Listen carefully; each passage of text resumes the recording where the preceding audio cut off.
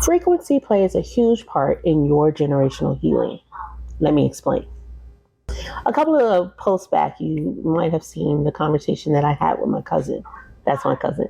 And he's the nutritionist found inside of Healing in Black. And what we were talking about was the antenna that is found out in New Jersey, and it's called the Holmdel Horn Antenna. The Holmdel Horn Antenna is an antenna that was used from scientists, and what they were doing was they were catching frequencies, but one day these frequencies kind of sparked their interest. They once thought that it was bird droppings, but what they later found out was that it was the sound from the original bang. And when I learned about this while watching it on the History Channel, I was doing a deep dive in the Bible. And what I found, what I was led to at the time, was when God, source, creator, universe, whoever you subscribe to. But in the Bible, it stated that God said, let there be. And there was a series of let there be for an account of about 7 days. And I'm a thinker, like many of you guys already know. I thought about what was happening. I thought about what was said. Then I went to where the Israelites had asked Moses to go to the mountain and tell the I am that they wanted to hear from him directly.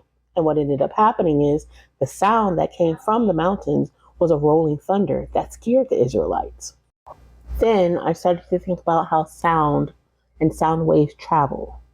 Then I started to think about how when we speak those things into existence. Then I started to think about how the power of life and death lies within our tongue. And then I started to think about the power that we hold when we speak. Then I started to think about all of my neurodivergent ways of showing, I know, but roll with me, I promise.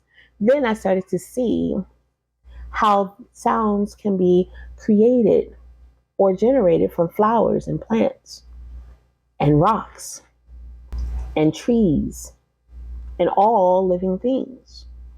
And how sound is constantly being used, it's constantly being played in the background of our being, our very being. Which led me to start thinking about the sounds that have been said to us individually.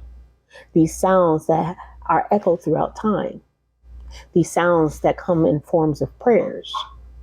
These sounds that come in forms of justice, depression, feelings, all wrapped up in these sounds.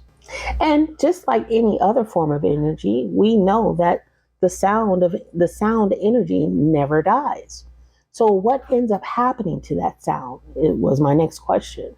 And the conclusion that I came up with was that sound never dies, and sound echoes throughout time, even though it can't be heard. Just like the Big Bang theories, you have to be in the right frequency in order to catch that sound. And sometimes what ends up happening, especially when it comes down to generational trauma, these sounds are embedded in the very makeup of who we are. They are associated to feelings. And as they are being echoed throughout time, the reality is that we are innately inheriting these sounds. We hear them in our thoughts, and they are constantly played like strings that we're being pulled by. And the best way to no longer be pulled by these strings that are innately found in our subconscious, and in order for us to elevate to hear that same frequency from the original bang that still creates even on today, the best way to do that is to detach ourselves from those same things that have been embedded in our mind and our foremothers and forefathers' mind as well. And the best way you can do that is by booking a session with me. Book your one-on-one session with me. Let's get detached in order for you to rise to the occasion so you can start hearing the frequency of the original bang. And if you need to vet me. Check out the link in our bio, click on webinar, free webinar, and let's get connected in order for us to help you get connected to the highest frequency so you can start living the life that you desire and to have it more abundantly.